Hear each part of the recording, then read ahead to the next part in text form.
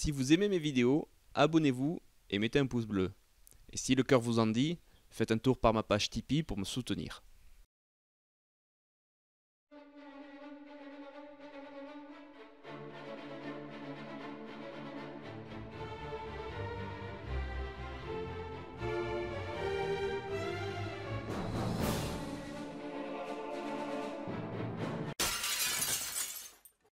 Ah oui, j'ai fait la boulette. Bonjour à tous et bienvenue dans cette petite vidéo des pieds dans le plat où, une fois de plus, je vais essayer de touiller un peu le fond de la marmite pour voir qu'est-ce qu'il en remonte. Depuis un petit moment, en fait presque depuis toujours, et surtout avec l'avènement de Facebook et des vidéos qui peuvent circuler sur YouTube, Facebook, tout ça, hein, vous connaissez tous, et dont je fais partie intégrante désormais maintenant. Très souvent on voit cette redondance sur le fait de l'efficacité. Quand on pratique des arts martiaux, il va falloir être efficace. Et en fait, est-ce que ce mot efficace ne signifie pas rendement dans un terme un peu plus... dans le sens où, par rapport à notre société, si on n'a pas de rendement, on ne vaut rien. Et je pense que les arts martiaux, beaucoup de clubs et une mentalité générale, en fait, les arts martiaux se sont fait, du moins traditionnels, les arts martiaux traditionnels, se sont fait un petit peu bouffer par cette notion du rendement, plutôt que notion de travail personnel, ou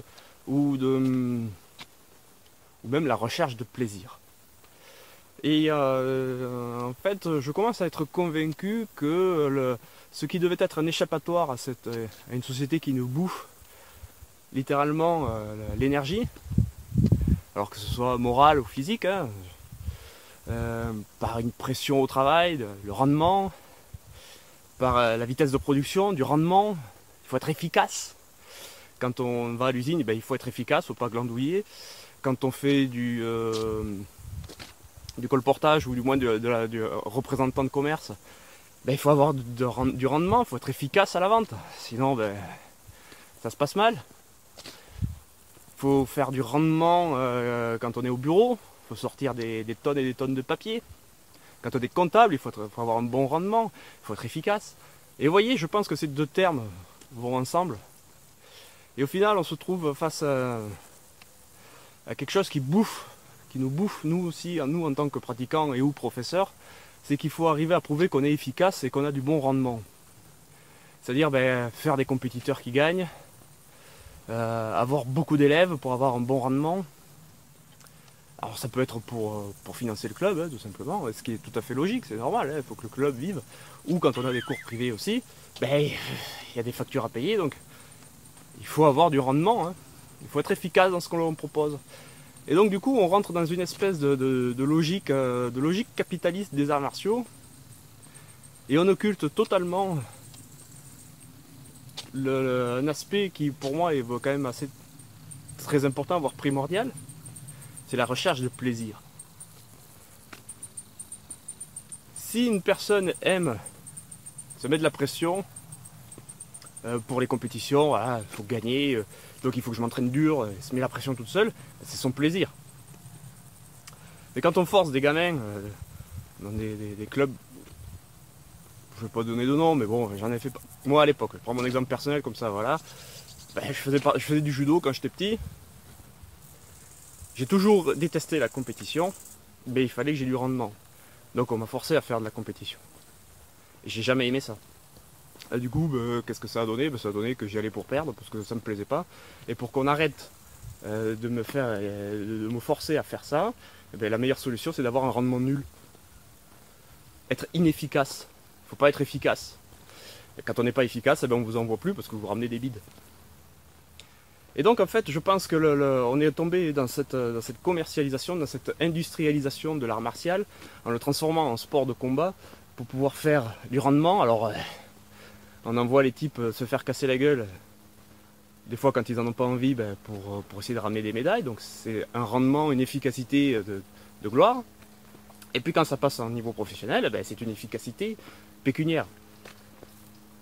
Et là, on n'est plus du tout dans l'art martial, à mon sens. Je rappelle quand même qu'à la base, c'est pour sauver sa vie. C'est pas pour gagner du fric. Ou alors, si c'est pour gagner du fric, on est un mercenaire. Et on se fait pas chier à prendre du combat à main nue ou à pied, avec les pieds. Hein, on prend le meilleur de l'armement de l'époque et on l'utilise. Et on apprend la guerre, tout simplement.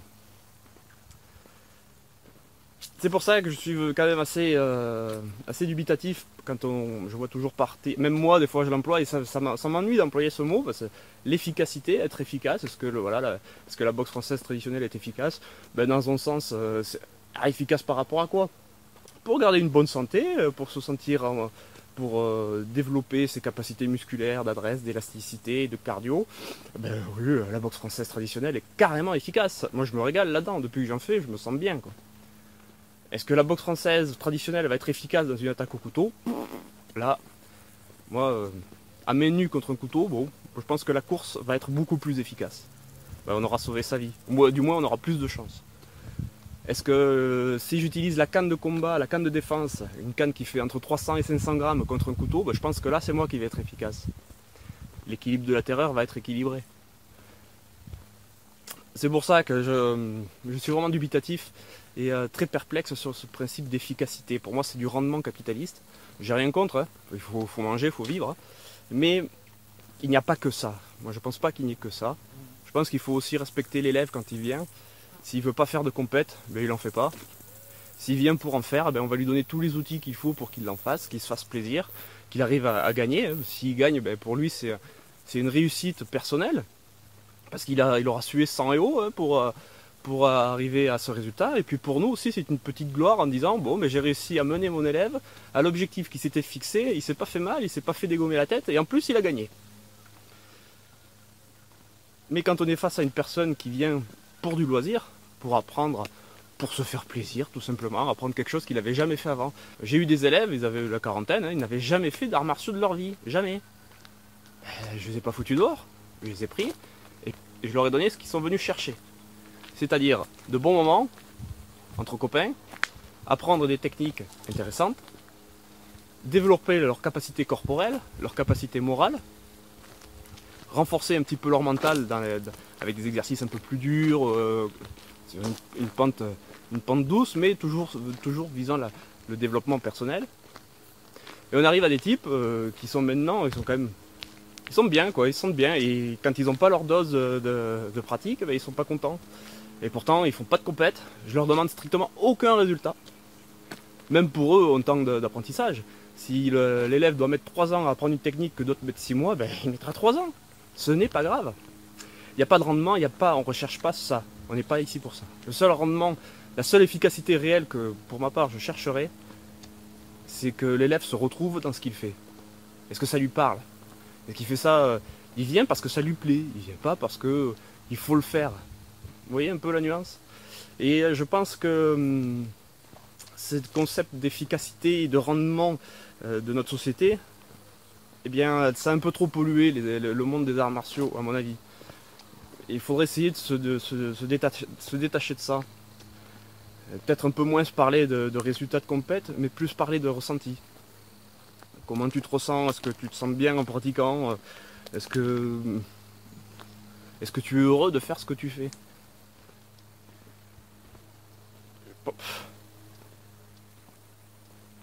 Parce qu'au-delà de tout ça, quand on a ces notions de rendement et d'efficacité, hein, et bien après, quand on en fait trop, ben on se blesse. Et là, on arrive, on passe le Rubicon, hein, si je peux dire. C'est-à-dire qu'on arrive dans une pratique, on se met tellement la pression de rendement qu'on en arrive à se faire mal. Alors que le but, c'était pas ça à la base. Hein. Normalement, on fait un petit peu d'activité sportive pour se sentir bien. Pas pour se bousiller les ligaments, pas pour se bousiller les hanches, pas pour se bousiller toutes les articulations, voire prendre de sérieux traumatismes crâniens. À moins que la personne demande ça, mais ça c'est son libre choix, c'est son libre arbitre. Et on va dire que pousser une personne parce qu'il faut qu'il fasse de la compète pour le club, parce qu'il faut qu'il représente tout ça, non, moi je suis pas d'accord. Je pense pas que ce soit une bonne solution et je pense que c'est une pollution de notre vision des arts martiaux traditionnels qu'il faudrait éviter de tomber trop dedans. Il en faut, certes, pour ceux qui en veulent. En fait, il faut proposer tout à tout le monde. Mais je pense pas qu'il faut tomber dans la coercition, dans le chantage pseudo-affectif, en disant voilà, je t'entraîne, tout ça, faudrait que tu participes à une compète et tout, ça ferait bien et tout. Moi je dis à chaque fois que j'ai fait une compète, ça s'est mal passé, pourquoi je suis résolument contre. C'est pas que je veux interdire la compète, moi je veux pas en faire. Après, ceux qui prennent leur plaisir dedans, au contraire, hein, foncez, faites-vous plaisir, gagnez des titres. Si vous en avez besoin, faites-le. Mais forcez pas les autres à le faire. Bon, j'attends vos commentaires dans la chaîne. Maintenant, j'attends vos commentaires à la suite de cette vidéo et on verra qu'est-ce qu'il en ressortira, si vous êtes résolument contre, si vous êtes résolument d'accord ou alors vous en avez rien à faire. A bientôt, entraînez-vous bien, amusez-vous bien et à la prochaine.